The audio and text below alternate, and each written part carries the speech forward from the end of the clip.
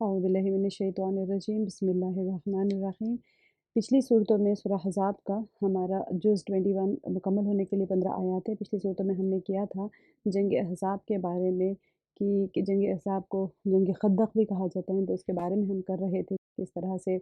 वहाँ का पस मंज़र पेश किया गया था पूरे आयत में, पीछे आयत में। शुरू से हम देख रहे थे कि ज़िहार के हुक्म मुजादला में आएगा। इंशाअल्लाह हम लोग मुजादला में करेंगे कि अगर किसी को अपनी बीवी को अगर माँ की तरह कह दिया जाए तो वो किसी की माँ नहीं बन जाती, और इसी तरह मुँह बोले बेटे को अगर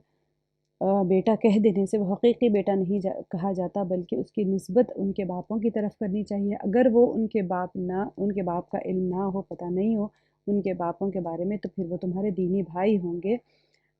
और फिर हमने जंग अहज़ाब का खंदक का हमने देखा था कि किस तरह से हालात बने हुए थे जंग के वक्त में, कैसे हालात बने थे, और मुसलमानों का किस तरह से रवैया होता था उन लोगों के वक्त में। और फिर हमने देखा था कि मुसलमान कितने शदीद परेशानी में थे, और अल्लाह सुब्हानहू व तआला ने किस तरह से तसल्लियाँ फरमाई थी। और फिर अल्लाह सुब्हानहू व तआला ने मुसलमानों को उस नियामत के बारे में याद दिलाया। आयत नंबर 9 में हमने देखा था, या अय्युहल्लज़ीना आमनू ज़कुरू निअमतल्लाहि अलैकुम इज़ जाअतकुम जुनूदुन। इसमें बताया था मैंने आपको कि पहले वाला जो है कि तमाम के तमाम अरब के कबाइल जो थे वो इकट्ठा हर तरफ से मुसलमानों के ऊपर मदीने का मुहासरा कर बैठे थे, और मदीने के ऊपर वो चाहते थे कि इकट्ठा एक ही बार में सबको ख़त्म कर दिया जाए। और फिर अल्लाह सुब्हानहू व तआला ने उस नियामत को याद दिलाया कि जब सारे के सारे लश्कर तुम्हारे ऊपर तकरीबन 12,000 थे, जो हर तरफ से मशरिकीन मक्का भी थे, बनु ग़ितफ़ान भी थे, बनु क़ुरैज़ा भी थे, बनु नज़ीर भी थे। ये सारे के सारे कबाइल, यहूद के कबाइल, मुशरिकीन और बाकी छोटे छोटे कबीले भी इकट्ठा चढ़ाई कर बैठे थे। तो अल्लाह के नबी सल्लल्लाहु अलैहि वसल्लम ने खंदक खुदवाई थी। और फिर सर्दियों का मौसम था, मुहासरा करके बैठे थे, आ नहीं पा रहे थे खंदक को पार करके, तो अल्लाह सुब्हानहू व तआला ने एक हवा भेजी थी। उसी के बारे में यहाँ पर बताया जा रहा है, फ़अरसलना अलैहिम रिहन व जुनूदन। ये रिहन से एक तंद तेज़ हवा भेजी सर्दियों के मौसम में कि उनके खैमे उखड़ गए, और उनके जो जानवर जो खूंटों से बांधे हुए थे, घोड़े और ऊँट उन्होंने जो बांधे थे, वो खूंटे उखड़ गए और वो जंगलों की तरफ भाग गए। और जो आग उन्होंने जलाई थी गर्मी हासिल करने के लिए, वो आग भी उनकी पलट गई उनकी खैमों की तरफ। और फिर अल्लाह सुब्हानहू व तआला ने फरमाया कि और लश्कर भेजे फ़रिश्तों के, और ये फ़रिश्तों के लश्कर जो थे जंग बदर में तो बाज़ाब्ता उन लोगों ने क़त्ल व क़िताल किया, लेकिन ये जो फ़रिश्ते भेजे गए थे ये उनके दिलों में रुआब डालने के लिए भेजे गए थे। अल्लाह सुब्हानहू व तआला ने फरमा दिया इस आयत में कि वकानल्लाहु बिमा तामलून बसीरा, और जो कुछ तुम करते हो अल्लाह ताला सब कुछ देखता है। आगे की आयत में भी हमने यही किया था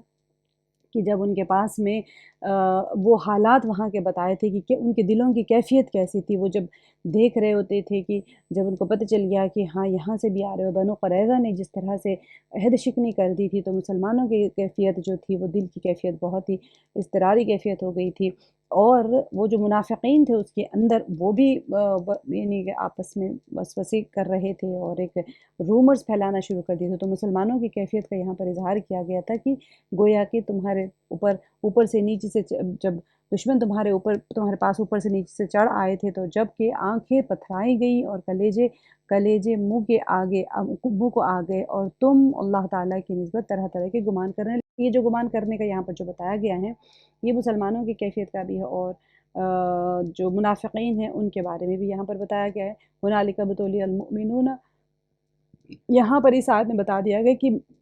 मुमिन आज़माए गए और पूरी तरह से झंझोड़ दिए गए। तो जितने भी उनके एक खौफ और क़िताल और भूख और मुहासरे में मुब्तला किए गए, हर तरीक़े से जाँचा परखा जाएगा ताकि मुनाफ़िक अलग हो जाए, मुमिनीन अलग हो जाए। फिर आयत नंबर 12 में देखा था, वइज़ यक़ूलुल मुनाफ़िक़ून, और जब मुनाफ़िक जो थे उन लोगों के दिलों में जो उनका एक शक का रोग लगा हुआ था, वो कहने लगे कि अल्लाह ताला और उसके रसूल सल्लल्लाहु अलैहि वसल्लम ने हमसे महज़ धोखे का और फ़रेब का ही वादा किया था। ये कौन-सा वादा था कि वो लोग कहते थे कि हाँ, जब खंदक खोदी जा रही थी, तो उस वक़्त में अल्लाह ताला का वादा था कि ऐसे हो जाएगा, फ़तह आ जाएगी और सारे ईरान और वहाँ के रोम और ईरान के जो किले हमारे कब्ज़े में हो जाएँगे, ये तो, और अल्लाह की मदद आएगी। ये सारी जो वादे किए गए थे, ये तो एक धोखा और फ़रेब था, क्योंकि मुनाफ़िकीन जो थे उन लोगों ने मुआहदा कर लिया था। उन लोगों ने वो समझ गए थे कि अगर हम अंदर से लोगों को कमज़ोर कर देंगे इनके ईमान को, तो फिर ये बाहर जंग में लड़ नहीं पाएँगे। और जो बारह हज़ार के लश्कर जो खड़े हुए हैं वो मदीने के ऊपर, حاوی ہو جائیں گے۔ اس وجہ سے، اور منافقین کا ویسے بھی آپ کو پتہ ہے کیا حال ان کا ہوا تھا۔ وَإِذْ قَالَتْ طَائِفَةٌ مِّنْهُمْ یا اہل یثرب لا مقام لکم، یہ اس آیت میں ہم نے دیکھا تھا کہ منافقین کی بہت ایک عجیب سی کیفیت یہاں پر بتائی گئی تھی۔ انہی کی ایک جماعت نے ہانک لگائی کہ اے مدینے والو، تمہارے لیے ٹھکانہ نہیں، چلو لوٹ چلو۔ یہ جو انہوں نے جب دیکھا تھا کہ کیا کیفیت ہو رہی ہے، ہر طرف سے ہم گھر گئے ہیں اور ہم مارے جائیں گے، اور اس وجہ سے انہوں نے کہا کہ اب جو خندق کے اوپر جو تعینات جو تھے منافق، وہ کمزور الایمان یا پھر اس طرح کے لوگوں کو انہوں نے کہا کہ چلو اب یہاں پہ تمہارا کوئی ٹھکانہ نہیں ہے اور تم لوٹ چلو، کیونکہ اور ان کی ایک اور جماعت یہ کہہ رہی تھی کہ یہ کہہ کر نبی صلی اللہ علیہ وسلم سے اجازتیں مانگنے لگے کہ ہمارے گھر غیر محفوظ ہے، حالانکہ ان کے گھر غیر محفوظ نہیں تھے، لیکن ان کا ایک پختہ ارادہ بھاگ کھڑے ہونے کا تھا۔ تو جب وہ بھاگ کھڑے ہونے کا پختہ ارادہ کر چکے تو اللہ سبحانہ وتعالیٰ نے آگے کی آیت میں فرمایا وَلَوْ دُخِلَتْ عَلَيْهِم مِّنْ أَقْطَارِهَا، آیت نمبر 14 میں اللہ تعالیٰ نے فرمایا اگر مدینے کی اطراف سے ان پر لشکر داخل کیے جاتے، پھر ان سے فتنہ طلب کیا جاتا تو یہ ضرور اسے برپا کر دیتے اور نہ لڑتے مگر تھوڑی مدت، کیونکہ ان کے اندر بھاگ جانے کا تھا نا، تو ان کے اندر سے وہ وہاں سے میدان چھوڑ کے بھاگ جانے کا ان کا ایک انہوں نے اپنا ایک بنا لیا تھا، موڈ بنا لیتے کہ ہمیں لڑنا نہیں ہے، اور یہ ہمیشہ عذر پیش کرتے تھے کہ لڑنا نہیں ہوتا تھا ان لوگوں کو۔ مال غنیمت کا آگے کی آیت میں تو آپ دیکھیں گے کہ کیا اللہ سبحانہ وتعالیٰ فرما رہے ہیں کہ وَلَقَدْ كَانُوا عَاهَدُوا اللَّهَ مِنْ قَبْلُ لَا يُوَلُّونَ الْأَدْبَارَ وَكَانَ عَهْدُ اللَّهِ مَسْئُولًا، اس سے پہلے تو انہوں نے اللہ سے عہد کیا تھا کہ پیٹھ نہ پھیریں گے۔ اب دیکھیے یہاں پر منافقین جو جنگ بدر تک مسلمان نہیں ہوئے تھے، لیکن جب مسلمان فاتح ہو کر اور مال غنیمت لے کر واپس آئے تو انہوں نے نہ صرف یہ کہ اسلام کا اظہار کیا، بلکہ انہوں نے وعدہ کیا تھا کہ اب کبھی جنگ ہوگی تو پھر ہم ضرور کفار سے جنگ میں خود اپنا حصہ ہم بھی شامل ہوں گے اس کے اندر، وہ ضرور لڑیں گے۔ یہاں ان کی وہ عہد ان کو یاد دلایا جا رہا ہے کہ تم تو وعدہ کرتے تھے ہمیشہ سے، لیکن تمہاری نیت ہوتی ہی نہیں تھی کبھی لڑنے، یعنی اسے پورا کرنے کا ان سے مطالبہ کیا جائے گا، اور وہ لوگ کیا ہو جائے کہ یہاں پہ جو فرمایا جا رہا ہے کہ وَكَانَ عَهْدُ اللَّهِ مَسْئُولًا، تو وعدے کی باز پرس ضرور ہوگی ان سے، لیکن وہ پھر اللہ تعالیٰ نے فرمایا کہ سزا کے وہ مستحق ہوں گے۔ تو ان کا جو ایک رویہ ہوتا تھا ہمیشہ سے کہ ان کو جنگ میں شریک ہونا ہی نہیں ہوتا تھا کبھی بھی، تو یہاں پر اسی چیز کی طرف اشارہ ہو رہا ہے۔ آج سے ہم آیت نمبر 16 میں دیکھیں گے قُل لَن يَنفَعُكُمُ الْفِرَارُ إِن فَرَرْتُم مِّنَ الْمَوْتِ۔ اب یہ جو میدان چھوڑ کے بھاگنا جو ہوتا تھا اس کا مقصد کیا ہوتا تھا؟ انسان آزمائشوں کے وقت میں جب جہاد کا اعلان ہوتا ہے یا میدان جنگ میں ہوتا ہے تو وہ چھوڑ کے کیوں بھاگتا ہے؟ وہ موت سے بچنے کے لیے بھاگتا ہے، زندگی کی تمنا میں بھاگتا ہے۔ تو اللہ سبحانہ وتعالیٰ اسی طرف اشارہ کر رہے ہیں قُل لَن يَنفَعُكُمْ، تو آپ کہہ دیجئے کہ گو تم موت سے یا خوف قتل سے بھاگو تو یہ بھاگنا تمہیں کچھ بھی کام نہ آئے گا۔ ان فررتم من الموت او القتل، یعنی موت کے ڈر سے یا پھر مارے جانے کے ڈر سے اگر تم بھاگو وَإِذَا لَا تُمَتَّعُونَ إِلَّا قَلِيلًا، تو تمہیں کچھ بھی کام نہ آئے گا، اور یہ تمہارا جو بھاگنا ہے یہ تمہیں کچھ بھی کام نہ آئے گا، اور اس وقت تم بہت ہی کم فائدہ اٹھاؤ گے۔ یعنی کہ بتایا جا رہا ہے کہ موت سے تو کوئی صورت انسان بھاگ ہی نہیں سکتا۔ اگر میدان جنگ سے بھاگ کر ابھی یعنی کہ وہ بھاگ کر کہیں چلے بھی جائے گا تو کیا ہوگا، کیا فائدہ ہوگا؟ کچھ عرصے کے بعد میں اس کو موت ویسے ہی آ جائے گی۔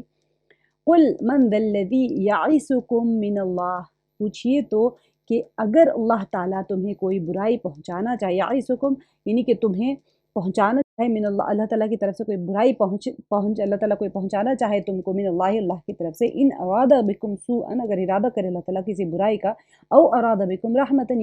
یا پھر تم پر کوئی فضل کرنا چاہے، تو کون ہے جو تمہیں بچا سکے گا یا تم سے روک سکے گا؟ وَلَا يَجِدُونَ لَهُم مِّن دُونِ اللَّهِ وَلِيًّا وَلَا نَصِيرًا، اپنے لیے بجز اللہ تعالیٰ کے نہ کوئی حمایتی کو، ولا نصیرًا اور نہ کوئی مددگار پاؤ گے۔ یعنی کہ اللہ سبحانہ وتعالیٰ فرما رہے ہیں کہ تمہیں ہلاک کرنا، بیمار کرنا، یا کوئی انسان کو تکلیف پہنچانا، کوئی نقصان پہنچانا، یا قید سالی کچھ بھی کسی میں مبتلا کرنا چاہے تو کون ہے جو تمہیں اس سے بچا سکتا ہے؟ یا اپنے فضل و کرم اللہ تعالیٰ تم پر کرنا چاہے تو کون ہے جو اس فضل کو تم سے روک سکے گا؟ تمہارا یہ موت سے بھاگنا تمہیں موت سے نہیں بچا سکتا۔ ایسے ہی اللہ تعالیٰ اگر تمہیں آزمائش میں ڈالنا چاہے تو کون اللہ کے سوا تمہیں اس آزمائش سے بچا سکتا ہے؟ تو آگے اللہ تعالیٰ نے فرمایا قد یعلم اللہ المعوقین منکم والقائلین لإخوانہم، یہاں پر اللہ سبحانہ وتعالیٰ نے کہ قد یعلم اللہ تعالیٰ تم میں سے انہیں بخوبی جانتا ہے جو دوسروں کو روکتے ہیں۔ معوقین جو ہوتے ہیں، یہ عائق جو ہوتے ہیں، یہ یہ کسی کو روکنے والا جو ہوتا ہے، یعنی خیر سے روکنے والی کو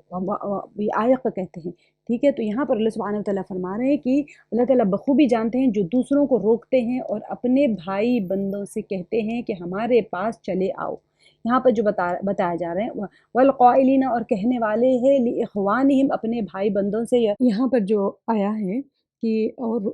وہ لوگ اللہ تعالیٰ اللہ تعالیٰ تم میں سے انہیں بخوبی جانتا ہے جو دوسروں کو روکتے ہیں اور اپنے بھائی بندوں سے کہتے ہیں کہ ہمارے پاس چلے آؤ، اور کبھی کبھی ہی لڑائی میں آ جاتے ہیں۔ یہ کہنے والے منافقین تھے جو اپنے دوسرے ساتھیوں کو بھی مسلمانوں کے ساتھ جنگ میں شریک ہونے سے روکتے تھے، کیونکہ ان لوگوں کا یہی تھا، جیسے میں نے آپ کو بتایا تھا کہ جنگ احزاب کے اندر جب سب اطراف سے گھراؤ کرنے لگے تھے تو منافقین نے سوچ لیا اندر کہ اب ہمارا کام یہ ہے کہ ہم اندرونی طور پہ ان لوگوں کے اندر تفرقہ ڈال دیں۔ لوگوں کے اندر تفرقہ کیسے ہوگا؟ تو رومرز آپ دیکھتے ہوں گے کبھی اس طرح ہو تو رومرز پھیلانا شروع کریں تاکہ لوگ جو کمزور ایمان والے ہوتے ہیں ان کے دل میں گھبراہٹ آ جاتی ہے۔ تو اس طرح سے تو یہاں پر یہی بتایا جا رہا ہے کہ وَلَا يَأْتُونَ الْبَأْسَ إِلَّا قَلِيلًا، اور کبھی کبھی ہی لڑائی میں آ جاتے ہیں۔ منافقین کا شیوہ ہی ہوتا تھا کہ وہ جنگوں میں شریک نہیں ہوتے تھے۔ أَشِحَّةً عَلَيْكُمْ، اشیحہ تمہاری مدد میں پورے بخیل ہیں، شح کہتے ہیں بخل کو۔ اشیحتن علیکم، تمہاری مدد میں پورے بخیل ہیں۔ دیکھیں یہاں پر یعنی کہ تمہارے ساتھ خندق کھود کر تم سے تعاون کرنے میں یا اللہ کی راہ میں خرچ کرنے، دونوں چیزوں میں تمہارے ساتھ مل کر لڑنے میں بخیل ہیں، کیونکہ یہ لوگ تمہاری مدد میں اشیحتن علیکم فَإِذَا جَاءَ الْخَوْفُ رَأَيْتَهُمْ يَنْظُرُونَ إِلَيْكَ تَدُورُ أَعْيُنُهُمْ كَالَّذِي يُغْشَىٰ عَلَيْهِ مِنَ الْمَوْتِ۔ تو کیا ہوتے ہیں ان کی کیفیت اللہ سبحانہ وتعالیٰ بیان فرما رہے ہیں کہ پھر جب خوف اور دہشت کا موقع آ جائے تو آپ صلی اللہ علیہ وسلم انہیں دیکھیں گے کہ آپ کی طرف نظریں جما دیتے ہیں۔ تو یہاں پر کیسے جما دیتے ہیں؟ اور ان کی آنکھیں اس طرح گھومتی ہیں جیسے اس شخص کی جس پر موت کی غشی طاری ہو جائے۔ یہاں پر یہ ان کی دلی اور پست ہمتی کی ایک کیفیت بیان کی جا رہی ہے کہ انسان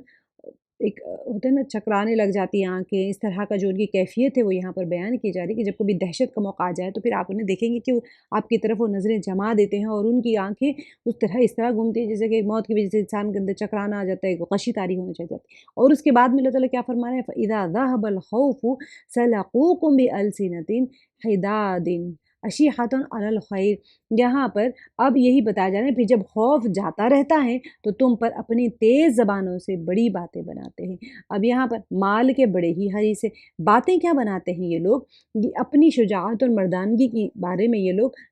ایسے ہی ڈینگے مارتے رہتے ہیں، کیونکہ خوف جو جنگ کا تھا وہ تو ختم ہو گیا، اب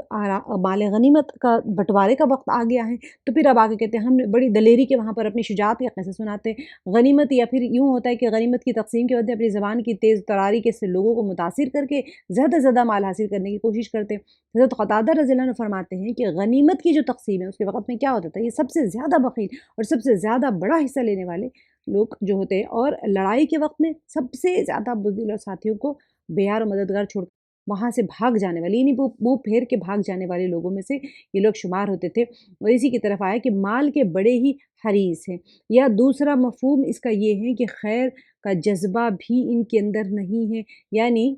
جتنی خرابیاں ہیں جو ذکر کی گئی ہیں اور کوتاہیوں کے ساتھ خیر اور بھلائی سے بھی وہ محروم ہیں، یعنی جنگ نہیں لڑتے ہیں، جب کبھی خوف کا عالم ہوتا ہے تو پھر ایسے ہو جاتے ہیں جیسے کہ چکرانے لگ جاتے ہیں اور میدان چھوڑ کے جانے کے لیے عذر تلاش کرتے رہتے ہیں اور بڑے ہی بزدل ہوتے ہیں۔ بس ہمت کی اللہ تعالیٰ نے کیفیت بیان کر دی، اور پھر جب مال غنیمت تقسیم ہونے کا وقت آتا ہے تو پھر بہت ہی شجاعت اور دلیری کی کہانیاں قصے سنا کر اپنی ڈینگیں ہانکتے ہیں، یا پھر زیادہ سے زیادہ مال غنیمت بٹورنے کے لیے بھی اس طرح کی باتیں کرتے ہیں۔ یہ سارا کیوں ہوتا ہے کہ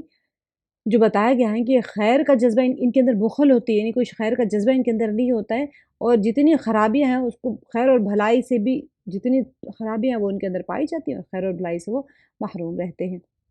آگے جو فرمایا ہے کہ اولئک لم یؤمنوا فاحبط اللہ اعمالهم، اور یہ لوگ یہ ایمان لائے ہی نہیں ہیں۔ لم یؤمنوا یعنی کہ دل سے ایمان نہیں لائے، زبانوں سے تو کہتے ہیں، دل سے ایمان نہیں لائے۔ فاحبط اللہ اعمالهم، تو اللہ تعالیٰ نے ان کے تمام اعمال نابود کر دیے ہیں۔ اسے کیا مراد ہے؟ اس لیے کہ وہ یعنی کہ ان کے اندر ان کے یہ جو شرک ہے جس کی وجہ سے، کیونکہ دل کے اندر ایمان نہیں ہے، زبان سے تو ایمان کے دعوے کرتے، تو ان کے دل کے اندر شرک ہے، تو یہ جو وہ مشرک اور کافر ہی ہیں، اور کافر مشرک کے اعمال باطل ہیں جن پر کوئی اجر و ثواب نہیں۔ احبط اصل میں اظہرہ کے معنی میں بھی آتے ہیں، یہاں پر یعنی کہ اگر ہم اظہرہ کے معنی، احبط یعنی اکارت کر دینا، ضائع کر دینا، باطل کر دینے کے معنی میں، تو اظہرہ کے معنی میں اگر آپ لیں گے یعنی ان کے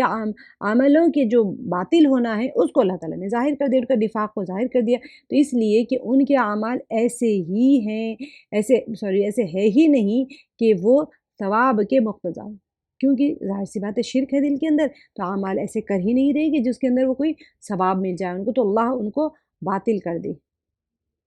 اب اس کے آگے جو فرمایا گیا ہے کہ وَكَانَ ذَلِكَ عَلَى اللَّهِ يَسِيرًا، اور اللہ تعالیٰ پر یہ بہت ہی آسان ہے۔ دونوں معنی آتے ہیں یہاں پر کہ ان کے جو اعمال بد ہے اس کو باطل کر دینا اللہ پر آسان ہے، یا ان کا نفاق جو دل میں کفر ہے، زبان کے اوپر ایمان ظاہر کر رہا ہے اور دل میں کفر ہے، تو یہ ان کا جو نفاق ہے وہ ظاہر کر دینا اللہ تعالیٰ کے اوپر بہت ہی آسان ہے۔ تو آیت میں یہی ہے کہ یہ منافقین کی ایک پوری کی پوری ان کی جو کیفیت ہے وہ بیان کی جا رہی ہے کہ بخیل ہوتے ہیں، جب کبھی ان کے اوپر خوف طاری ہو جائے تو ایسے ان کی حالت ہو جاتی ہے، اور جب خوف دور ہو جاتا ہے تو کیا کرتے ہیں وہ لوگ، فَإِذَا ذَهَبَ الْخَوْفُ سَلَقُوكُمْ بِأَلْسِنَةٍ حِدَادٍ أَشِحَّةً عَلَى الْخَيْرِ، وہ بخیل ہوتے ہیں خیر کے کام، اور وہ اولئک لم یؤمنوا، وہ ایمان ہی نہیں لائے، فَأَحْبَطَ اللَّهُ أَعْمَالَهُمْ، تو اللہ تعالیٰ نے اکارت کر دیے ان کے اعمال سارے کے سارے، اور یہ چیز اللہ کے لیے بہت ہی آسان ہے، یعنی کوئی انسان کوئی بھی عمل کر لے اللہ تعالیٰ ضائع نہیں کرتے، ایسا نہیں ہے کہ یہاں پر یہ بتایا جا رہا ہے کہ اللہ تعالیٰ اعمال کو ضائع کر دیتے، لیکن یہ ہے کہ ان کا دل کی کیفیت ہی ایسی ہوتی ہے۔ آگے جو بتائیں یہاں پر کہ یحسبون الاحزاب لم یذهبوا، سمجھتے ہیں کہ اب تک لشکر چلے نہیں گئے۔ اب ان کی جو کیفیت ہے نا کہ گھروں میں جا کر بیٹھ گئے ہیں یا میدان جنگ سے بھاگ گئے ہیں اور یہ سمجھتے ہیں کہ اب تک لشکر چلے نہیں گئے، یعنی کہ ان منافقوں کی بزدلی، ایک کم ہمتی جو ہے اور خوف اور دہشت کا یہ حال ہے کہ کافروں کے گروہ اگرچہ ناکام اور نامراد واپس جا چکے ہیں، خیمے اکھڑ گئے، وہ لوگ چلے گئے، لڑ نہیں پائے، اللہ کی مدد آئی، فرشتوں کا لشکر آیا، ان کے دلوں میں رعب آ گیا اور وہ بھاگ گئے، سارا کچھ ہونے کے باوجود یہ سمجھتے ہیں کہ ابھی تک لشکر گئے نہیں، لیکن یہ اب تک یہی سمجھ رہے کہ وہ ابھی تک اپنے مورچوں اور خیموں میں موجود ہے، ان کے اندر یہی ہے، یحسبون، گمان کرتے ہیں یا سمجھتے ہیں کہ اب تک لشکر گئے ہی نہیں ہیں۔ وَإِن يَأْتِ الْأَحْزَابُ يَوَدُّوا لَوْ أَنَّهُمْ بَادُونَ فِي الْأَعْرَابِ يَسْأَلُونَ عَنْ أَنْبَائِكُمْ، دیکھیں ان کی کیفیت کیا ہوتی ہے، اور اگر فوجیں آ جائیں تو تمنائیں کرتے ہیں کہ کاش وہ صحرا میں بادیہ نشینوں کے ساتھ ہوتے کہ تمہاری خبریں دریافت کیا کرتے۔ اب یہ لوگ سمجھ لیں بالفرض کہ اگر کفار کی ٹولیاں دوبارہ لڑائی کی نیت سے واپس آ جائیں، ایک تو چلی گئی، اگر واپس آ جائیں تو پھر کیا ہوگا، منافقین کی خواہش کیا ہوگی کہ وہ مدینہ شہر کے اندر رہنے کے بجائے باہر صحراؤں میں چلے جائے بادیہ نشینوں کی طرح، اور وہاں جا کر پھر کیا کرے، وہاں جا کر خبر لے، لوگوں سے کسی نہ کسی کے ذریعے سے پوچھ لیں کہ بھئی کیا حال ہے، وہ لوگ ہے بھی یا ختم ہو گیا ان کا، اب ہلاک تو نہیں ہو گئے، یا لشکر کفار کو کامیابی مل گئی، یا پھر کیا ہو رہا ہے، یعنی کہ دور چلے جائیں گے پھر بھی آگ کی خبر نہیں لیں گے، خبریں کسی کے ذریعے سے پتہ کروا لیں، اتنی ان کی بزدلی کی کیفیت بتائی جا رہی ہے۔ وَلَوْ كَانُوا فِيكُمْ مَا قَاتَلُوا إِلَّا قَلِيلًا، اگر وہ تم میں موجود ہوتے تو بھی کیا نہ لڑتے مگر برائے نام، یعنی کہ محض آر کے ڈر سے لوگ آر دلائیں گے نا، کیا ہو گئے تم اتنے بزدل ہو گئے، تم لڑتے نہیں ہو، یہ ساری چیزوں کی وجہ سے وہ آپس میں وہ لوگ آ کے، یا پھر ہم وطنی کی حمیت کی وجہ سے، اب آپ ایک ہی وطن ہیں تو اب آپ کو وہاں پر حمیت ہوتی ہے ایک دوسرے کے ساتھ میں، تو پھر وہاں پر اس وجہ سے تو لڑ لیں گے، لیکن اس میں ان لوگوں کے لیے سخت وعید ہے جو جہاد سے گریز کرتے ہیں یا پھر اس سے پیچھے رہتے ہیں۔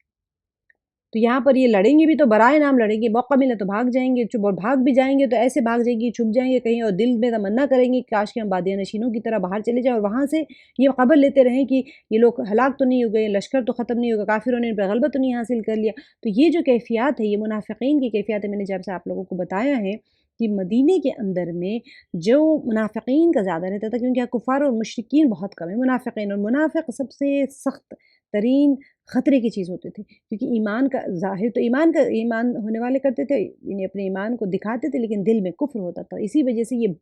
ساری کیفیات انہی کے بیان کیجیے۔ سچے پکے ٹھکے جو مومن ہوتے تھے وہ تو ہر کیفیات میں، آپ آگے آیت میں دیکھیں گے کہ ان کے بارے میں اللہ تعالیٰ کیا فرما رہے ہیں۔ لَقَدْ كَانَ لَكُمْ فِي رَسُولِ اللَّهِ أُسْوَةٌ حَسَنَةٌ لِمَنْ كَانَ يَرْجُو اللَّهَ وَالْيَوْمَ الْآخِرَ وَذَكَرَ اللَّهَ كَثِيرًا۔ یقیناً تمہارے لیے رسول اللہ میں عمدہ نمونہ موجود ہے۔ اب دیکھیے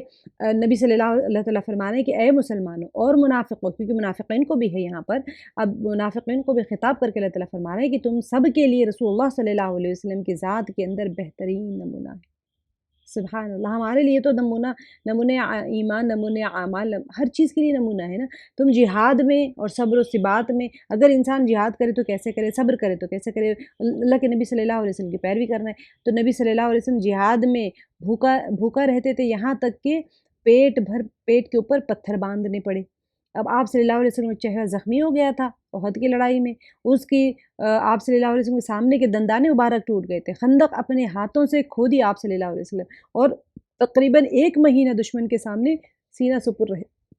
کیونکہ یہ جو محاصرہ کر کے تھے تقریباً 1 مہینے تک وہ لوگ محاصرہ کر کے تھے۔ یہ آیت اگرچہ جنگ احزاب کے ضمن میں نازل ہوئی ہے، جس میں جنگ کے موقع پر بطور خاص رسول اللہ صلی اللہ علیہ وسلم کے اسوہ حسنہ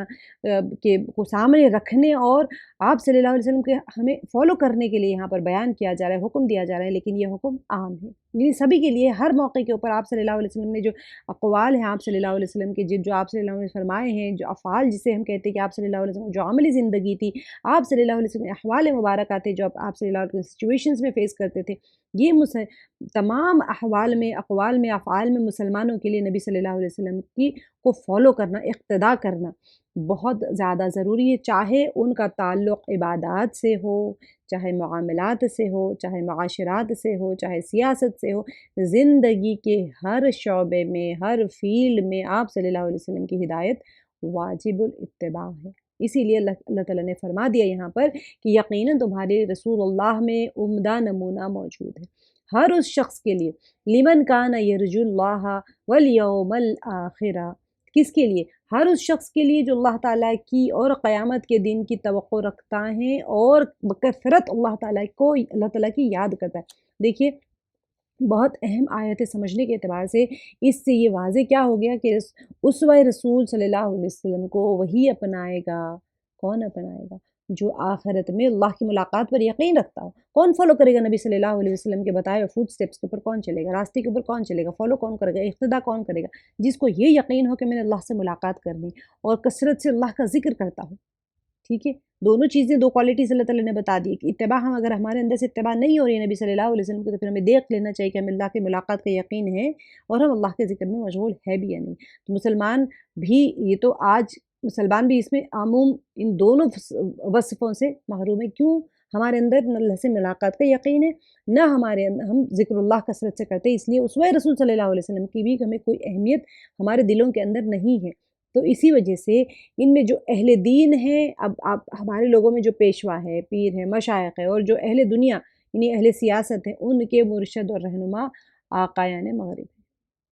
ویسٹ کے سارے لیڈرز کو فالو کر رہے ہیں۔ رسول اللہ صلی اللہ علیہ وسلم سے عقیدت کی زبانی دعوے تو ہم کر رہے ہیں، لیکن آپ صلی اللہ علیہ وسلم کو ہم نے کیا اپنا پیشوا مانا ہے؟ کیا ہم نے اپنا پیر اور مرشد مانا ہے؟ ٹھیک ہے، ان میں سے کوئی بھی اس بات کے اوپر آمادہ نہیں ہے، کسی بھی کیٹیگری کا بندہ لے لے۔ تو 2 کوالٹیز بتائی گئی ہیں، آپ کے لیے اسوہ ہے، اگر رسول اللہ صلی اللہ علیہ وسلم کی حیات مبارکہ ہمارے لیے آئیڈیل لائف بننے کا ہے تو پھر 2 کوالٹیز ہونی چاہیے، اسی کے لیے آئیڈیل بنیں گے آپ صلی اللہ علیہ وسلم۔ وہ یہ ہے کہ اللہ سے ملاقات کا یقین ہو اور پھر وہ کثرت سے ذکر اللہ کرے، تبھی اللہ کے نبی صلی اللہ علیہ وسلم کے راستے پر چل پائے گا۔ وَلَمَّا رَأَى الْمُؤْمِنُونَ الْأَحْزَابَ قَالُوا هَذَا مَا وَعَدَنَا اللَّهُ وَرَسُولُهُ، اور ایمانداروں نے جب کفار کے لشکروں کو دیکھا، وَلَمَّا، اور جب رَأَى الْمُؤْمِنُونَ دیکھا مؤمنوں نے، احزاب کفار کے لشکر کو، کیونکہ احزاب میں نے بتایا ہے آپ کو کہ سارے کے سارے مل کے کیا کرنے لگے، مدینے کے اوپر چڑھائی شروع کر دی۔ تو جب مدینے کے اوپر چڑھائی شروع کر دی تو اسی لیے احزاب کہا گیا ہے کہ حزب کی جمع ہے احزاب۔ قَالُوا هَذَا مَا وَعَدَنَا اللَّهُ، تو انہوں نے وہ کہہ اٹھے کہ انہی کا وعدہ ہمیں اللہ تعالیٰ نے اور اس کے رسول نے دیا تھا، اور اللہ تعالیٰ اور اس کے رسول نے سچ فرمایا کہ وَصَدَقَ اللَّهُ وَرَسُولُهُ۔ دیکھیں منافقین نے मुनाफिकीन ने तो दुश्मन की कसरत तादाद और जो हालात है उनकी संगीनी देकर कहा था कि अल्लाह और उसके रसूल सल्लल्लाहु अलैहि वसल्लम वादे तो फरेब थे। पीछे की आयत में आपने देख लिया कि हमसे तो झूठे वादे किए गए थे और हम यहाँ पर आके फंस गए। उनके बिल्कुल ऑपोजिट अहले ईमान जो थे वो लोग क्या कह रहे थे, अल्लाह रसूल सल्लल्लाहु अलैहि वसल्लम ने जो वादा किया है कि इब्तला और इम्तिहान से गुजारने के बाद तुम्हें फ़तह और नुसरत से हमकिनार किया जाएगा, यानी तुम्हें फ़तह और नुसरत मिलेगी, वो सच्चा वादा है। क्योंकि वो लोग देख रहे हैं सामने अल्लाह की मदद आ रही है। ठीक है, तो और आगे जो फरमाया वमा ज़ादहुम इल्ला ईमानो व तस्लीमा, और उस चीज़ ने उनके ईमान में और शेव फरमाबरदारी में और इजाफ़ा कर दिया। वमा ज़्यादा, और देखिए माँ और इल्ला जब आता है तो ये माँ नाफिया होते हैं। वमा ज़ादहुम, और नहीं ज़्यादा किया उनके लिए, इल्ला मगर ईमान, तो नफ़ी के साथ में जब आता है तो मुस्बित मजबूत हो जाता है वो यकीनन, और इस चीज़ ने उनके ईमान में और शेव फरमाबरदारी में और इजाफ़ा कर दिया। ठीक है, यानी कि हालात की शिद्दत और हौलनाकी ने उनके ईमान को मुतज़लज़ल नहीं किया। देखिए बहुत ज़्यादा टफ टाइम आता है तो ईमान वाला इंसान का ईमान और मजबूत हो जाता है, क्योंकि वो अल्लाह की मदद को अपनी आंखों से देख रहा होता है। अगर मुशरिकीन के सामने भी, मुनाफिकीन के सामने भी अल्लाह की मदद आ रही थी, लेकिन क्योंकि ईमान नहीं होने की वजह से वो उस मदद को देख नहीं पाते थे। लेकिन जो ईमान वाले जो बंदे होते हैं उनके लिए उनका ईमान मुतज़लज़ल नहीं होता, बल्कि उनके ईमान में जज्बे इताअत और वहाँ पर एक इनक़ियाद होता है, तस्लीम और रज़ा में मज़ीद इज़ाफ़ा कर दिया। तो अब यहाँ पर क्या हुआ, इसमें इस बात की दलील है कि लोगों और उनके मुख्तलिफ़ अहवाल के एतबार से ईमान और उसकी क़ुव्वत में कमी पेशी होती है, जिसे कि मुहद्दिसीन का मसलक होता है। अब ये जो चीज़ है कब इंसान का ईमान ज़्यादा होता है, जब मुमिन होता है, मुमिन के अंदर की कैफ़ियत होती है कि उसका ईमान हर रोज़, हर अमल से, हर मदद से, हर हालात से, जब भी जितनी टफ़ टाइम से वो गुज़रता है उतना ज़्यादा उसका ईमान बढ़ रहा होता है। आगे फरमाया मिनल मुमिनीना रिजालुन सदक़ू मा आहदुल्लाह अलैहि, मुमिनों में ऐसे लोग भी हैं जिन्होंने जो अहद अल्लाह ताला से किया था उन्हें सच्चा कर दिखाया। फ़मिनहुम मन क़दा नहबहु व मिनहुम मन यंतज़िरु वमा यद्द वमा यद्दल वमा बद्दलू तब्दीला। ठीक है, अब यहाँ पर क्या फरमाया,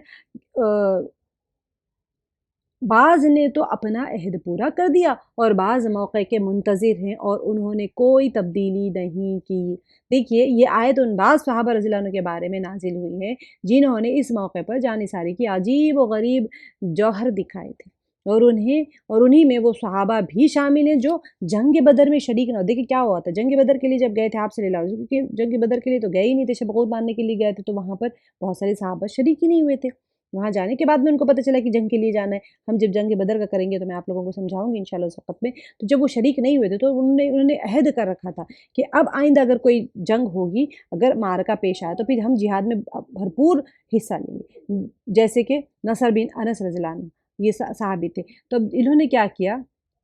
ये लोग लड़ते हुए जंग उहद में शहीद हुए, क्योंकि जंग बदर के बाद में फ़ौरन जंग उहद आया। तो जंग उहद के हालात जब मैं करेंगे तो मैं आपको जंग उहद के हालात बताऊंगी कि किस तरह से वहाँ पर एक अफ़वाह उड़ा दी कि नबी सल्लल्लाहु अलैहि वसल्लम शहीद हो गए, सारे सहाबी पस्त हो गए, तो बहुत सारे लोग शहीद हो गए थे वहाँ पर। तो उस वक़्त के हालात, उन्होंने जंग बदर में वादा किया, उन्होंने अपना वादा पूरा कर लिया। उनके जिस्म पर तलवार, नेज़े और तीरों के 80 से ऊपर ज़ख्म थे जंग उहद के अंदर में। नज़र बिन अनस रज़ियल्लाहु अन्हु और दूसरे सहाबा जो थे उनके भी। शहादत के बाद उनकी हमशीरा, उनकी बहन ने उन्हें उनकी उंगली के पूरे से पहचाना, क्योंकि उनको वहाँ पर ये लोग नाक और कान उनके काट देते थे। काट के बिल्कुल इतने ज़ख्म थे कि उनका चेहरा पहचान में नहीं आ रहा था, तो उनकी बहन ने उनके उंगली के पोरों को देख के पहचाना था। सुभान अल्लाह, क्योंकि उन्होंने वादा किया था ना, अल्लाह ताला मिनल मुमिनीना रिजालुन सदक़ू मा आहदल्लाहु अलैहि। ठीक है, उन्होंने क्या किया था, जिन्होंने अल्लाह ताला से वादा किया था उन्हें सच्चा कर दिखाया, अपने आप को शहीद कर लिया। फ़मिनहुम मन क़दा नहबहु, नहब जो कहते हैं, नहबुन के माने अहद, ये नज़र, और मतलब ये है कि उन सच्चे लोग जो थे, उन सादिक़ीन में से कुछ ने तो अपना अहद या नज़र पूरी करते हुए जाम शहादत नोश कर लिया, जो कि जंग उहद में भी हुआ, अब दूसरे जंगों में भी जिन्होंने وعدہ کیا تھا، تو کیا بتا رہے ہیں بھائی فَمِنْهُمْ مَنْ قَضَى نَحْبَهُ، انہوں نے پورا کر لیا نحبہ، یعنی کہ بعض نے تو اپنا عہد پورا کر دیا اور کیا کیا، اپنے جام شہادت انہوں نے ان کو نصیب ہو گئی، وَمِنْهُمْ اور ان میں سے بعض يَنْتَظِرُ اور وہ بعض لوگ منتظر ہے، کس چیز کے منتظر ہے، وہ ابھی تک عروس شہادت سے ہمکنار نہیں ہوئے، ان کے لیے تو یہ بہت سعادت کی بات تھی، شہادت جو تھی ان کے لیے بہت ہی کامیابی کی بات تھی، تو وہ اس کے انتظار میں تھی، جب ان کو موقع یعنی اس کے شوق میں شریک جہاد ہوتے ہیں اور شہادت کی سعادت کے آرزومند ہیں، اپنی اس ایک نظریہ عہد میں انہوں نے تبدیلی نہیں کی، یہ نہیں کیا کہ جب تو وعدہ کر لیا تھا اور پھر بعد میں جب موت سامنے آ گئی تو ڈر کے میدان چھوڑ کے بھاگ گئے، کیونکہ یہ پکے ٹھکے مومن تھے جو انہوں نے اللہ کے ساتھ میں وعدہ کیا تھا، انہوں نے اپنے وعدوں کو پورا کیا۔ آگے کی آیت میں ہے لِيَجْزِيَ اللَّهُ الصَّادِقِينَ بِصِدْقِهِمْ وَيُعَذِّبَ الْمُنَافِقِينَ إِنْ شَاءَ أَوْ يَتُوبَ عَلَيْهِمْ إِنَّ اللَّهَ كَانَ غفور الرحیمہ، تاکہ اللہ تعالیٰ سچوں کو ان کی سچائی کا بدلہ دے اور اگر چاہے تو منافقوں کو سزا دے یا ان کی توبہ قبول فرمائے۔ دیکھیں یہاں پر کیا ہے، یعنی انہیں قبول اسلام کی توفیق دے دے۔ وَرَدَّ اللَّهُ الَّذِينَ كَفَرُوا بِغَيْظِهِمْ لَمْ يَنَالُوا خَيْرًا، اور اللہ تعالیٰ نے کافروں کو غصے میں بھرے ہوئے ہی نامراد لوٹا دیا، انہوں نے کوئی فائدہ نہیں پایا۔ یہ کون سے کافر ہے؟ ٹھیک ہے، میں بتاتی ہوں کو وقف اللہ۔ دیکھیں مشرک جو الگ ہر ڈائریکشن سے جمع ہو کر آئے تھے نا، تاکہ مسلمانوں کو نشان چاہتے تھے کہ مسلمان کو اب ختم کر دیں ہمیشہ کے لیے، تو اللہ نے انہیں اپنے غیظ و غضب سمیت واپس لوٹا دیا، کیونکہ وہ تو بڑا غصہ آیا ان کو جنگ میں جب ہار گئے تھے، نہ دنیا کا مال و متاع ان کے ہاتھ لگا اور نہ آخرت میں وہ اجر و ثواب کے مستحق ہوئے، کسی بھی قسم کی خیر ان کو حاصل نہیں ہوئی۔ تو اللہ تعالیٰ فرما رہے ہیں اللہ تعالیٰ نے کافروں کو غصے میں بھرے ہوئے ہی نامراد لوٹا دیا، انہوں نے کوئی فائدہ نہیں پایا۔ آگے فرمائے وَكَفَى اللَّهُ الْمُؤْمِنِينَ الْقِتَالَ، اور اس جنگ میں اللہ تعالیٰ خود ہی مؤمنوں کو کافی ہو گیا، یعنی کہ مسلمانوں کو ان سے لڑنے کی ضرورت ہی پیش نہیں آئی، بلکہ اللہ تعالیٰ نے ہوا اور فرشتوں کے ذریعے سے اپنے مؤمن بندوں کی مدد کا سامان فرما دیا۔ ٹھیک ہے، اسی لیے نبی صلی اللہ علیہ وسلم نے فرمایا لا الہ الا اللہ وحدہ صدق وعدہ ونصر عبدہ واعز جندہ وہزم الاحزاب وحدہ فلا شیء بعدہ۔ یہ دعا حج عمرہ جہاد اور سفر سے واپسی پر بھی پڑھنی چاہیے۔ اس کا کیا ہے، ایک اللہ کے سوا کوئی معبود نہیں ہے، لا الہ الا اللہ وحدہ صدق وعدہ، اس نے اپنا وعدہ سچ کر دکھایا، ونصر عبدہ اپنے بندے کی مدد کی، وعز جندہ اپنے لشکر کو سرخرو کیا، وہزم الاحزاب وحدہ اور تمام گروہوں کو اکیلے اس نے ہی شکست دے دی، فلا شیء بعدہ اس کے بعد کوئی شے نہیں ہے۔ یہ دعا ہے، پڑھنا چاہیے جب بھی سفر سے واپس آ جائے۔ اللہ تعالیٰ بڑی قوتوں والا ہے، وکان اللہ قویا عزیزا، اللہ تعالیٰ بڑی قوتوں والا اور غالب ہے، یعنی کہ جو جنگ احزاب تھا اس میں لڑنے کی ضرورت نہیں ہے، خندق کے اندر وہ پار ہو کے نہیں آئے اور شکست ہو گئی۔ وانزل الذین ظاہروہم من اہل الکتاب، اب یہ کون سا ہے، یہ من سیاسیہم فقذف فی قلوبہم الرعب فریقا تقتلون وتأسرون فریقا۔ اب یہ کیا ہوا تھا، جن اہل کتاب نے ان سے ساز باز کر لی تھی انہیں بھی اللہ تعالیٰ نے ان کے قلعوں سے نکال دیا اور ان کے دلوں میں بھی رعب بھر دیا کہ تم ان کے ایک گروہ کو قتل کر رہے ہو اور ایک گروہ کو قیدی بنا رہے ہو۔ یہ جو واقعہ پیش آیا، یہ اصل میں بنو قریظہ کے ساتھ میں جنگ ہوئی تھی، ان کے قلعے کا محاصرہ کیا گیا اور ان کو قتل کیا گیا تھا، کیونکہ بنو قریظہ کے ساتھ میں نے آپ کو بتایا تھا، ابھی میں آپ کو بتاتی ہوں اس کی ایکسپلینیشن یاد کر کے بتاتی ہوں۔ وَأَوْرَثَكُمْ أَرْضَهُمْ وَدِيَارَهُمْ، اور اس نے تمہیں ان کی زمینوں کا اور ان کے گھر بار کا، دیار کہتے ہیں گھر بار کو، وَأَرْضَهُمْ اور ان کی زمینوں کو، وَدِيَارَهُمْ ان کے گھر بار کو، وَأَمْوَالَهُمْ وَأَرْضًا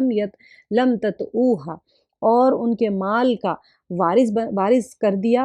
اور اس زمین کا بھی جس کو تمہارے قدموں نے روندا نہیں ہے۔ وَكَانَ اللَّهُ عَلَى كُلِّ شَيْءٍ قَدِيرًا، اللہ تعالیٰ ہر چیز پر قادر ہے۔ یہ جو اس کا واقعہ جو ہوا تھا، آپ نے غزوہ بنی قریظہ کا اس میں ذکر ہے۔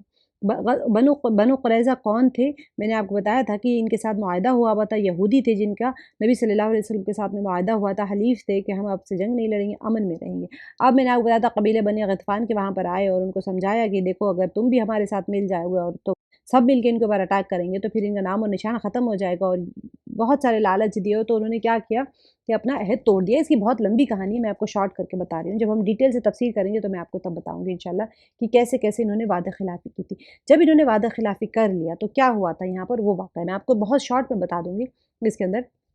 कि अब इस कबीले ने अहद तोड़ दिया, अहद करके जंग मुशरिकों और दूसरे जो यहूदी होते हैं उनका साथ दे दिया। अब क्या हुआ, जंग अहज़ाब से वापस आकर रसूलुल्लाह सल्लल्लाहु अलैहि वसल्लम अभी गुस्ल ही फरमा सके थे कि हज़रत जिब्रील अलैहिस्सलाम आ गए और उन्होंने कहा कि आप सल्लल्लाहु अलैहि वसल्लम हथियार रख दिए, हम फरिश्तों ने तो नहीं रखे अभी तक। चलिए अब बनु कुरैज़ा के साथ में निमटना है, क्योंकि ये लोग जैसे यहाँ पर हुआ ये यहाँ से चले गए और मुहासरा कर लिए अपने किले में। मुझे अल्लाह ने इसीलिए आप सल्लल्लाहु अलैहि वसल्लम की तरफ भेजा है। चुनांचे आप सल्लल्लाहु अलैहि वसल्लम क्या हुआ था, मुसलमानों में ऐलान फरमा दिया, बल्कि उनको ताकीद कर दी कि असर की नमाज हमें वहाँ जाकर पढ़नी है। तो उनकी आबादी मदीने से कुछ मील दूर के फासले पर थी। अब ये क्या हुआ, बनु कुरैज़ा ने अपने किलों में खुद अपने आप को उन्होंने किलों में बंद कर लिया। बाहर से मुसलमानों ने उनका मुहासरा कर लिया, जो कमोपेश 25 रोज़ जारी रहा। मुहासरा करके मुसलमान उनके किले का बाहर थे। अब क्या हुआ, उन्होंने साद बिन मुआज़ रज़ियल्लाहु अन्हु को अपना हकम, यानी कि एक होता है ना दोनों के बीच में फैसला करने वाला थर्ड पर्सन जो होता है, उनको हकम यानी जो जज की तरह बुलाया। अब वो जो फ़ैसला हमारी बाबत यानी यहूदियों ने कहा, क्योंकि ये जो साद बिन मुआज़ जो थे रज़ियल्लाहु अन्हु, ये तो सहाबी थे लेकिन असल में वो पहले उन्हीं के कबीले के थे। तो उन्होंने कहा कि भाई हम साद बिन मुआज़ के ही बात मानेंगे। तो फिर जब उनको बुलाया फ़ैसला करने के लिए तो वहाँ पर वो फ़ैसला हमारी बाबत देंगे। उनको एक था कि अब हमें मंजूर होगा जो भी वो फ़ैसला हमारे लिए करेंगे हम। तो अब क्या हुआ, उन्होंने ये फ़ैसला दिया कि उनमें से लड़ने वाले लोगों को कत्ल कर, और जो जंगजू होते हैं बनु कुरैज़ा के किले में महसूर हो गए, बंद हो गए और पूरा मुहासरा कर लिया मुसलमानों ने, क्योंकि इन्होंने अहद चिकनी की थी ना, ऐन जंग के टाइम पे उन्होंने अहद चिकनी कर दी थी, तो उनके साथ में जंग का वो हो गया था। क्योंकि वही होता है ना, जंग के बाद आप अगर अहद तोड़ देंगे तो फिर आपके साथ जंग होगी। तो अब क्या हुआ, अब ये जो साद बिन मुआज़ रज़ियल्लाहु अन्हु ने फैसला किया कि इनके जंगजू को कत्ल कर दिया जाए, इनके बच्चों को और औरतों को कैदी बना लिया जाए, तो उनका माल मुसलमानों में तकसीम कर दिया जाए। तो नबी सल्लल्लाहु अलैहि वसल्लम ने ये फैसला सुनकर फरमाया कि यही फैसला आसमानों के ऊपर अल्लाह ताला ने भी यही फैसला फरमाया। अब इसके मुताबिक उनके जंगजू जितने अफराद थे उनकी गर्दनें उड़ा दी गई और मदीने को उनके नापाक वजूद से पाक कर दिया गया। ठीक है, अब अनजला जो है ये किलों से नीचे उतार दिया। ठीक है, यहाँ पर जो आयत में आए हैं, ये जो आयत में था, वह अनजल लदीन ज़ाहरूहु मिन अहलिल किताबी, और जिन अहले किताब कौन है, ये बनु कुरैज़ा जो थे, ये अहले किताब का वो गिरोह थे जो कि मदीने में रहते थे, लेकिन फिर जो चले गए थे उनके साथ में मिल के कबीले बनी गतफ़ान के साथ में और बनु नज़ीर के साथ में मिल के सारे का सारा मुआहदा तोड़ लिया था। तो उनसे साज़बाज़ कर ली। ताहरों मिन अहलिल किताबी मिन सियासीहिम यानी उनके किलों से निकाल दिया। क़ज़फ़ फ़ी क़ुलूबिहिम अर्रुअब फ़रीक़न तक़तुल, तो अल्लाह ताला फरमा रहे हैं वक़ज़फ़ फ़ी क़ुलूबिहिम रुअबन फ़रीक़न तक़तुलूना व तासिरूना फ़रीक़न। तो क्या वो बाज़ उनके जो थे उनके दिलों में भी रुआब भर दिया कि तुम उनके एक गिरोह को कत्ल कर रहे हो और एक गिरोह को कैदी बना रहे हो। तो कत्ल किसको किया था, जो जंगजू थे उनको कत्ल किया, और उनका जो बच्चे और औरतें थे उनको कैदी बना लिया। असीर कहते हैं कैदी बनाने को या कैदियों को। अब यहाँ पर जो बाज़ ने इससे खैब, अच्छा ये जो ज़मीन कौन सी थी, ये जो आयत में फरमाया जा रहा है वअौरसकुम अर्दहुम व दियारहुम, ये किसकी ज़मीन थी, कौन सी ज़मीन थी। और तो ये उसके बारे में मुफस्सिरीन ने फरमाया कि बाज़ ने इससे खैबर की ज़मीन मुराद ली है, क्योंकि उसके बाद ही 6 हिजरी में सुलह हुदैबिया के बाद में मुसलमानों ने खैबर फ़तह किया था। ठीक है, सुलह हुदैबिया में तो आपको पता है, मैं बताऊँगी इंशाल्लाह। सुलह हुदैबिया में वहाँ पर उम्रा के लिए रोक दिया गया था, तो ये बैत रिज़वान हुआ वहाँ पर, और बैत रिज़वान के बाद में वापस आ गए थे। फिर उसके बाद में खैबर फ़तह किया था। तो बाज़ ने कहा कि मक्का, ये ज़मीन मक्का है, ठीक है, और बाज़ ने अर्ज़ फ़ारिस और रोम को इसका मिस्दाक़ करार दिया। अर्ज़ फ़ारिस और रोम क्यों कहा, क्योंकि नबी सल्लल्लाहु अलैहि वसल्लम जब खंदक में चट्टान फोड़ रहे थे तो आप सल्लल्लाहु अलैहि वसल्लम ने पैशन को ही फरमाई थी कि हाँ तुम लोग रोम और फ़ारिस की ज़मीनें को तुम्हें अता की जाएंगी। तो फिर ये बाज़ ने फरमाया कि वो उनको ज़मीनें मिल गई थी, वहाँ के महलात और किले के ऊपर काबिज़ हो गए थे मुसलमान। और बाज़ के नज़दीक तमाम वो ज़मीनें हैं जो क़यामत तक मुसलमान फ़तह करेंगे। ठीक है, क्योंकि अल्लाह सुब्हान व तआला ने फरमा दिया यहाँ पर कि तुम लोग वहाँ पर गए थे और उस ज़मीन का भी जिसको तुम्हारे कदमों ने रौंदा नहीं था, तो अल्लाह ताला ने ऐसे ही کامیابی عطا فرما دی تھی۔ آگے کی جو آیت ہے یا ایھا النبی قل لازواجک ان کنتن تریدن الحیات الدنیا، اے نبی صلی اللہ علیہ وسلم اپنی بیویوں سے کہہ دو کہ اگر تم زندگانی دنیا اور زینت دنیا چاہتی ہو، ان کنتن تریدن الحیات الدنیا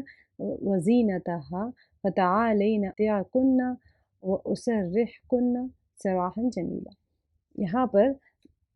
زینت دنیا چاہتی ہو تو آؤ میں تمہیں کچھ دے دلا دوں اور تمہیں اچھائی کے ساتھ میں رخصت کر دوں۔ آگے وَإِن كُنتُنَّ تُرِيدْنَ اللَّهَ وَرَسُولَهُ وَالدَّارَ الْآخِرَةَ فَإِنَّ اللَّهَ أَعَدَّ لِلْمُحْسِنَاتِ مِنكُنَّ أَجْرًا عَظِيمًا۔ اور اگر تمہاری مراد اللہ اور اس کے رسول اور آخرت کا گھر ہے تو یقین مانو کہ تم میں سے نیک کام کرنے والیوں کے لیے اللہ تعالیٰ نے بہت زبردست اجر رکھ چھوڑے ہیں۔ یہاں پر یہ آیات، دونوں آیات سے کیا مراد ہے؟ فتوحات کے نتیجے میں، یہاں پر فتوحات کے نتیجے میں جب مسلمانوں کے حالات پہلے کی نسبت مطلب کچھ بہتر ہو گئے تھے تو کیا ہوا تھا، انصار اور مہاجرین کی جو عورتیں ہیں ان کو دیکھ کر، یہ دونوں آیات کس سلسلے میں نازل ہوئی تھی، اصل امپورٹنٹ بات سمجھنے کی یہ ہے۔ تو کیا ہوا تھا، جب زیادہ مال کی فراوانی ہونے لگ گئی تو پھر ان کے عورتوں کو دیکھ کر ازواج مطہرات نے بھی نان نفقے میں اضافے کا مطالبہ کر دیا کہ بھئی ازواج مطہرات ہمیں بھی چاہیے، زیادہ چاہیے۔ تو نبی صلی اللہ علیہ وسلم کیونکہ نہایت سادگی پسند تھے، اب اس لیے کیا ہو گیا، ازواج مطہرات کے اس مطالبے پر آپ صلی اللہ علیہ وسلم کو کچھ تکلیف ہوئی تھی اور انہوں نے سوچ لیا تھا کہ اپنی بیویوں سے علیحدگی اختیار کر لی، جو 1 مہینے تک جاری رہی۔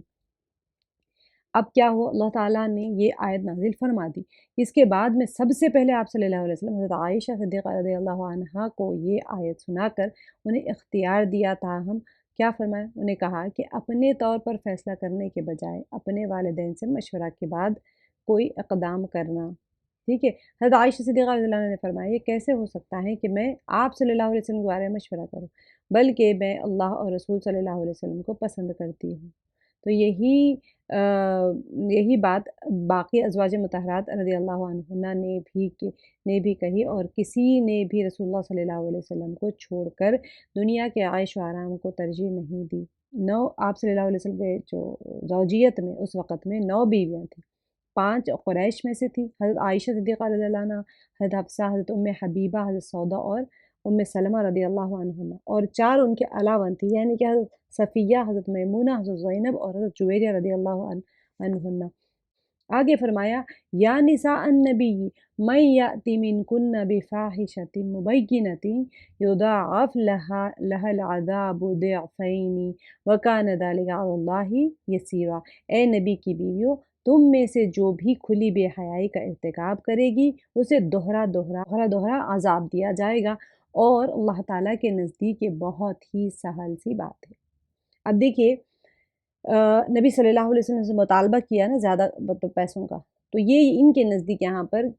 فاحشۃ مبینۃ، اصل الفاحشۃ اس کو زنا کے معنی میں استعمال کیا گیا ہے، لیکن فاحشۃ نکیرہ کو برائی کے لیے، جیسے کہ یہاں پر آیا فاحشۃ برائی کے لیے استعمال، الفاحشۃ آ جائے گا تو وہ زنا کے لیے آئے گا۔ یہاں اس کے معنی بد اخلاقی اور نامناسب رویے کے ہیں، کیونکہ نبی صلی اللہ علیہ وسلم کے ساتھ میں صحابیات جو تھے وہ بد اخلاقی اور نامناسب رویہ اختیار کیے ہوئے تھے۔ آپ صلی اللہ علیہ وسلم کو ایذا پہنچانا ہے جس کا ارتکاب کفر ہے۔ نبی صلی اللہ علیہ وسلم سے مطالبہ کیا تھا نا زیادہ پیسے ہمیں خرچ کے لیے زیادہ چاہیے۔ تو اس کے علاوہ ازواج مطہرات رضی اللہ عنہن خود بھی مقام بلند کی حامل تھی، اور بلند مرتبت لوگوں کی معمولی غلطیاں بھی بڑی شمار ہوتی ہے۔ ایک انسان